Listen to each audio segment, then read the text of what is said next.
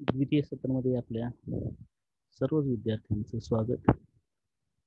आपण प्रथम सत्रामध्ये आपल्या पाठ्यपुस्तकामधील गद्यपाठ, पद्यपाठ त्याचबरोबर व्याकरण पाठांचं अध्ययन केलेलं आहे.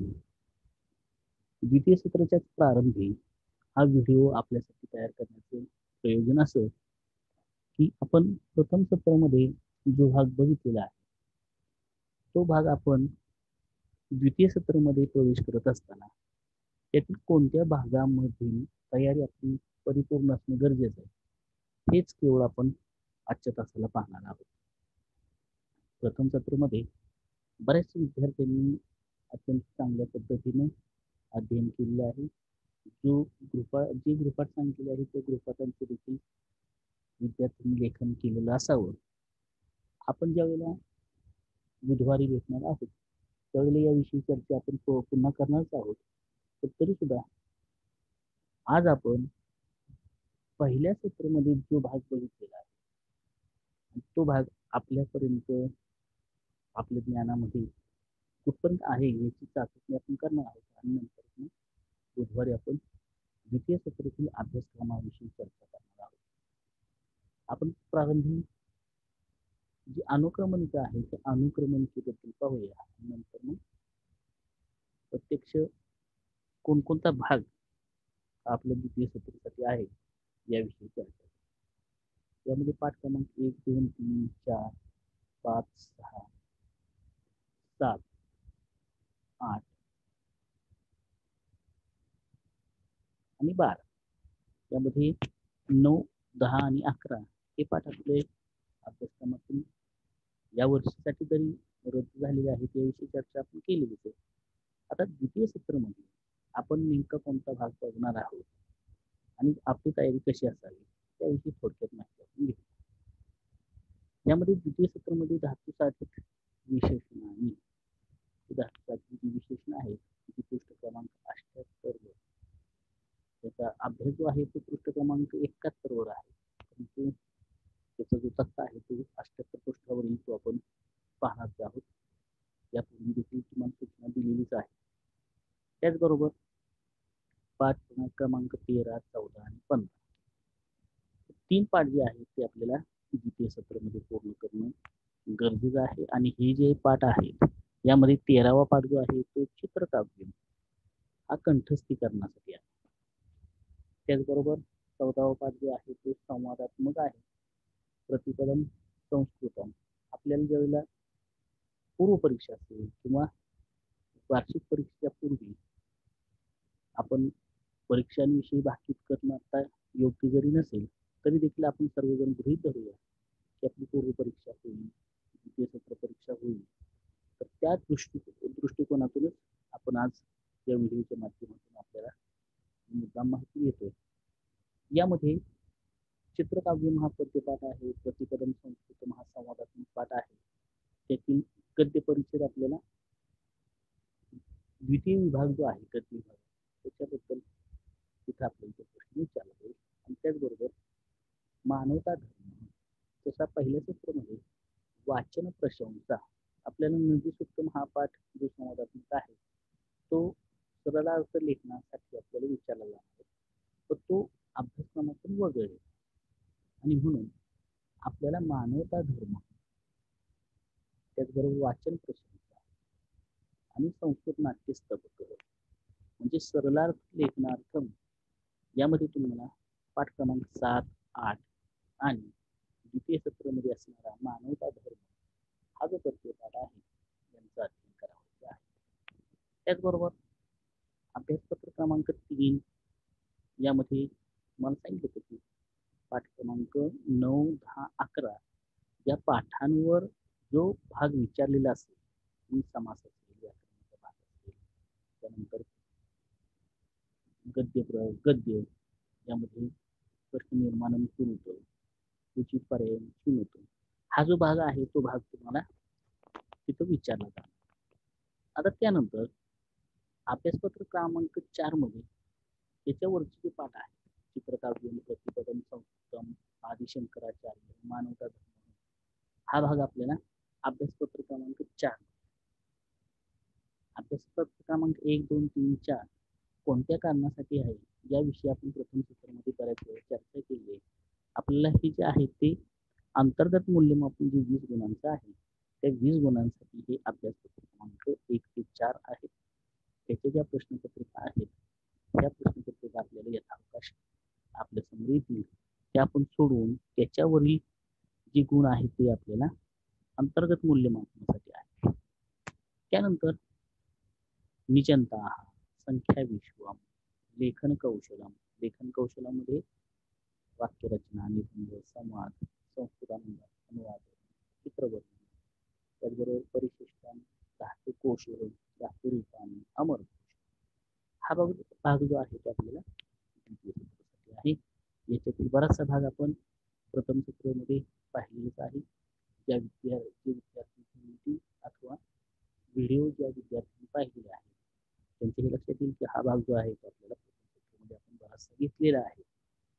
तरी देखील द्वितीय सत्रामध्ये आपण प्रवेश करत असताना आपण पहिल्याच तासाला तुमच्या सर्वांच्याकडून एक अशी अपेक्षा आहे की जे विद्यार्थी झूम मीटिंग किंवा व्हिडिओच्या माध्यमातून त्या विद्यार्थ्यांनी अध्ययन केलेलं आहे त्याचबरोबर काही विद्यार्थी या मीटिंगला किंवा व्हिडिओ पाहिले नसतील त्या सर्वच विद्यार्थ्यांनी इयत्ता 10वी संस्कृत विषयाच्या संदर्भात असणारे जे शंका आहेत त्या शंका आपण त्याविषयी चर्चा बुधवारच्या तासाला करणार आहोत. म्हणजे उद्या आपण करणार आहोत. त्यावेळेला तुमच्या सर्वांच्याकडून एक अशी अपेक्षा की त्यावेळेला तुम्ही सर्वांनी चर्चा करून यामध्ये बुधवारच्या तासाला इयत्ता 10वी मधील विद्यार्थी असतील तर शुक्रवारच्या तासाला 10वी मधील विद्यार्थी असतील त्याच्या तासांना आपण त्या विद्यार्थ्यांना अशा प्रकारे शंका ज्या आहेत त्या शंकांची आपण चर्चा करणार आहोत. त्याचं निरसन जे आहे ते निरसन आपण यथावकाश योग्य वेळी त्या तासांना आपण करणार आहोत. तर पाहूया तुमच्याकडून कोणकोणती तयारी अपेक्षित आहे. यामध्ये प्रथमतः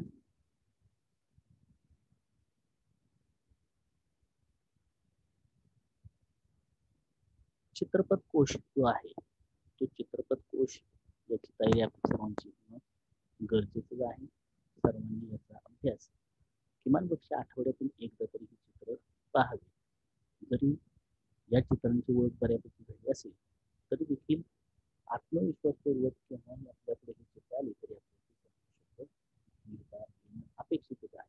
आता या सूचना ज्या आहेत त्या कोणत्या विद्यार्थ्यांसाठी आपण देतो ते विद्यार्थी गुणांपर्यंत जातात 100 त्या विद्यार्थ्यांसाठी आपण सूचना देतो. बाकीचे अन्य विद्यार्थी बहुतांश हे चित्र जे आहेत त्यांना असणारी संस्कृत नाम ते अत्यंत चांगल्या प्रकारे लिहितात. आपले सर्वच विद्यार्थी चांगले लिहितात परंतु तरी देखील थोडासा सराव करणे अपेक्षित आहे. त्यानंतर सर्वात महत्वाचा भाग म्हणजे जे पाठांतरासाठी पाठ आहे त्या पाठांतरासाठी पाठ असणारे त्यामध्ये सुट्टी सुद्धा यांचा अभ्यास तुमच्याकडून काय अपेक्षित आहे. तर सर्वच्या सर्व श्लोक म्हणजे त्यामध्ये 2 ओळींचे असतील 4 ओळींचे असतील ते सर्व श्लोक अत्यंत चांगल्या प्रकारे शुद्ध स्वरूपामध्ये आपले पाठ असणं गरजेचं आहे आणि पाठ असून देखील अत्यंत चांगल्या प्रकारे लेखन त्याचे होणं अपेक्षित आहे. त्याचबरोबर इथं जो अन्वय दिलेला आहे प्रत्येक श्लोकाचा जो अन्वय दिलेला आहे तो अन्वय देखील आपल्या सर्वांचा व्यवस्थित असणं गरजेचं आहे. तो अन्वयाची जी वाक्य आहे ती वाक्य सर्व आपण पुन्हा एकदा लिहून यामधून कोणताही शब्द जरी वगळला तरी आपल्याला तो लिहिता यावा याच्यासाठी सराव तुमचा अपेक्षित आहे. यामध्ये जरी काही शंका आली तरी देखील आपण वर्गामध्ये त्याचं सर्वांचं निरसन करणारच आहोत. त्याचबरोबर मगाशी सांगितल्याप्रमाणे अभ्यासपत्र क्रमांक 1 हा जो अभ्यासपत्र क्रमांक 1 मधील सर्वच्या सर्व प्रश्न अत्यंत कमी वेळामध्ये आपले सोडवता येणे गरजेचं आहे. अंतर्गत मूल्यमापनासाठी जरी हा भाग असेल तरी सुद्धा आपल्याला किती पत्रिकेमध्ये तुम्हाला कंपल्सरी यातील प्रश्न विचारले जाणार आहेत. आपल्या सर्व प्रश्नांची उत्तरं अत्यंत चपटलपणे मांडता येणं गरजेचं आहे. त्यामुळे अभ्यासपत्र क्रमांक 1, अभ्यासपत्र क्रमांक 2 या अभ्यासपत्र क्रमांक दोन्हीचा अत्यंत चांगल्या प्रकारे अभ्यास होणं गरजेचं आहे. आता पाठांतराच्या बाबतीमध्ये जे व्यंजनांक शब्द आहे, इयत्ता 9वी मध्ये आपण काही स्वरांत तर काही व्यंजनांक शब्द बघितले. इयत्ता 10वी मध्ये सर्वच व्यंजनांक शब्द आहेत. हे व्यंजनांक शब्द आपल्या वहीमध्ये लिहिणं अपेक्षितच आहे. याविषयी प्रथम सत्रामध्ये आपल्याला याविषयीची सूचना दिली होती. तरी देखील आपल्याजवळ लिखित स्वरूपामध्ये हे शब्द अपेक्षित आहेत. तर की विभाग क्रमांक 5 मध्ये आपल्याला एक तक्ता आहे. तो तक्ता अत्यंत चांगल्या प्रकारे त्यातील रूप जे आहेत अत्यंत चांगल्या प्रकारे लिहिता यावे आणि म्हणून दररोजचं जे पाठांतर आहे म्हणजे मग ते श्लोकांचं असेल, नामांचं असेल किंवा धातुसाधित विशेषणांचं असेल, तर हे दररोज पाठांतर करणे गरजेचे आहे. त्यामध्ये ह्या सर्वच नामांची ओळख आपल्याला होणं गरजेचं आहे. सकारांक, हे कोणकोणते शब्द आहेत, त्यांची रूप काय होतात हे आपण बघणं अपरिहार्य आहे. या व्यंजनांक नामांच्या बरोबर आणखी पाठांतराचा प्रति विभागामधील जो भाग आहे तो म्हणजे युग्ममान.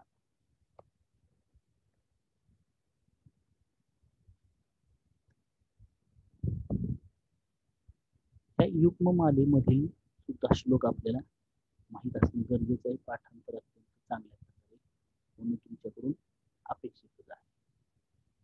आपण ज्याप्रमाणे नियमित शाळा होती त्यावेळी ज्या पद्धतीने आपण पाठांतर करत होतो त्याच पद्धतीने आपण आताचे तास सुरू झालेले आहेत त्या तासांना देखील आपण पाठांतर करणार आहोत.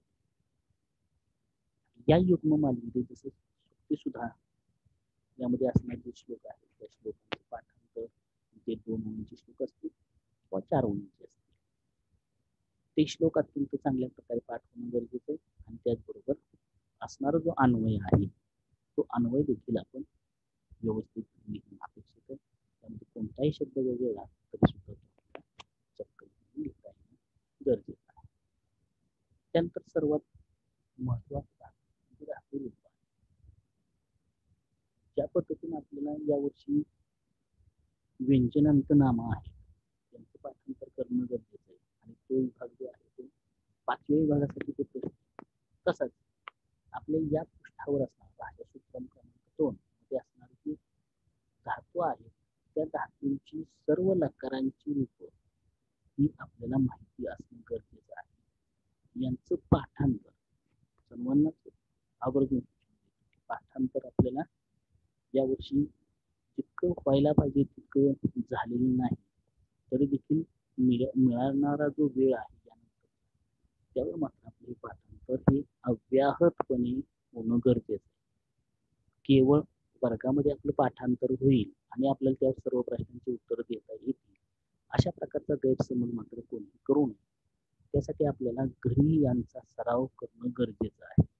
जर यामध्ये पाठांतर करण्यामध्ये जर काही तुम्हाला अडचण भासत असेल तर ती अडचण तुम्ही पुढील तासांना म्हणजे या आठवड्यामध्ये ज्या तासिका तुमच्या होतील त्यावेळेला तुम्ही अत्यंत चांगल्या पद्धतीने मांडणं गरजेचं आहे. आणि त्यानंतर त्याचे जे तुमच्या ज्या शंका आहेत त्या शंकांचं तुम्ही निरसन करून हे पाठांतर करायचं कसं, तुम्हाला प्रश्न कसे विचारले, हे पाठांतर कशा पद्धतीनं दररोज करणं कसं करावं याविषयी आपण चर्चा त्यावेळी करणार आहोत. त्याचबरोबर ही धातूची रूप जी आहेत ही धातूंची रूप केवळ आणि केवळ द्वितीय गटातील जी धातू आहे तीच आहे. म्हणजे 5व्या विभागामध्ये धातू तालिका जी आहे ती केवळ इयत्ता 10वीतील धातू विचारले जातील असं नाही. 8वी आणि 9वी मध्ये सुद्धा प्रथम गटातील जे धातू आहेत त्या धातूंची रूप सुद्धा आपल्याला माहिती असणं गरजेचं आहे. परंतु त्यामध्ये किमान 70% जी रूप आहे ती रूप आपल्याला म्हणजे 4 पैकी 3 रूप जे आहेत ती रूप आपल्याला इयत्ता 10वीतील या टप्प्यांमधून विचारली जाणार. त्यानंतर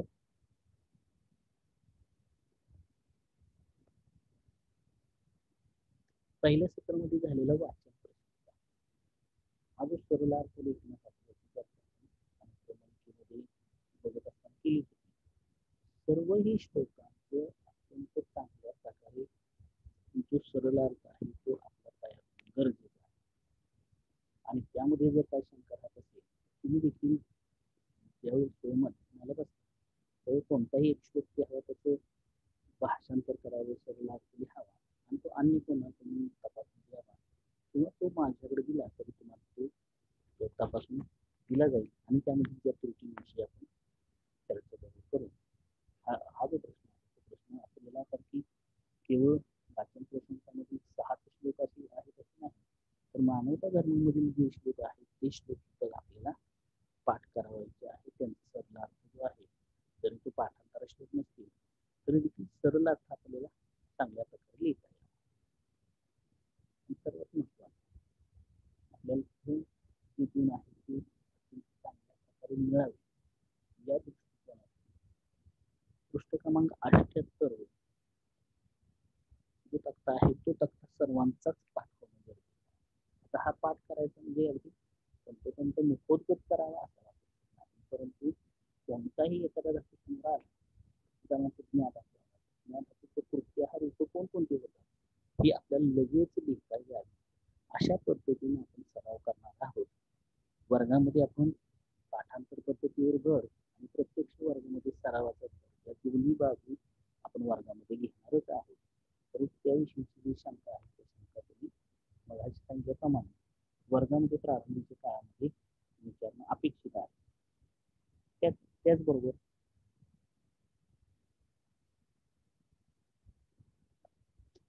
आपल्याला लेखन कौशल्यांमध्ये असणारा हा जो भाग आहे तो भाग अत्यंत गरजेचा आहे.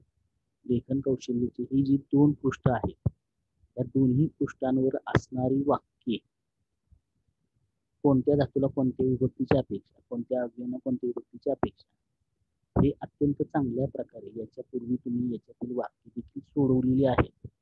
हा भाग आपल्याला नवीनच आहे असं नाही, तर इयत्ता 8वी आणि 9वीला देखील आपण यांचं अध्ययन केलेलं आहे. परंतु ही वाक्य जी आहे ती वारंवार वाचणं गरजेचं आहे. पुस्तकामध्ये वाचल्यानंतर वहीमध्ये पुन्हा लेखनाचा आपण सराव करा. तर एवढ्या 11 बाबी ज्या आहेत तुम्हाला सांगितलं त्या 11 बाबींचा पाठपुरावा आपण करणं गरजेचं आहे आणि यानंतरच या पाठपुरावा केल्यानंतरच आपण ते सत्रामध्ये जो अभ्यासक्रम आहे त्याविषयी आपण आढावा घेणार आहोत. यामध्ये पुनश्च एकदा सर्वांना सूचना की या आठवड्यामध्ये होणाऱ्या ज्या तासिका आहेत या तासिकांमध्ये आपण प्रथम सत्रामध्ये झालेला जो अभ्यासक्रम आहे त्या अभ्यासक्रमामध्ये असणाऱ्या ज्या शंका आहेत त्या शंका तुम्हाला जर तोंडी विचारता आले नसतील तरी देखील वहीवर कागदावर लिहून ठेवा आणि मग त्या कागदावर लिहिलेल्या शंकांचं निरसन आपण पुढील तासांना प्रत्येक वेळी करणार आहोत. कोणतीही शंका आपली राहणार नाही याची दक्षता आपण सर्वांना घेणार आहोत. परंतु सर्वांना पुन्हा एकदा प्रथम सत्रामध्ये व्याकरण विभागामध्ये, गद्य विभागामध्ये, पद्य विभागामध्ये जिथे जिथे तुम्हाला शंका राहिली असेल त्या शंकांचं निरसन आपण पुढील तासिकांना करणार आहोत. पण त्यासाठी तुमच्याकडून शंका येणं गरजेचं आहे. या आठवड्यातील प्रत्येक तासिकांना तुमच्याकडून तसा प्रतिसाद मिळणं गरजेचं आहे. आज आपण इथंच चर्चा थांबणार आहोत आणि ही चर्चा इथे थांबल्यानंतर तुमची जबाबदारी की पुढील या आठवड्यातील तासिकांच्या वेळेला तुम्ही सर्व कुठले जे शंका राहिले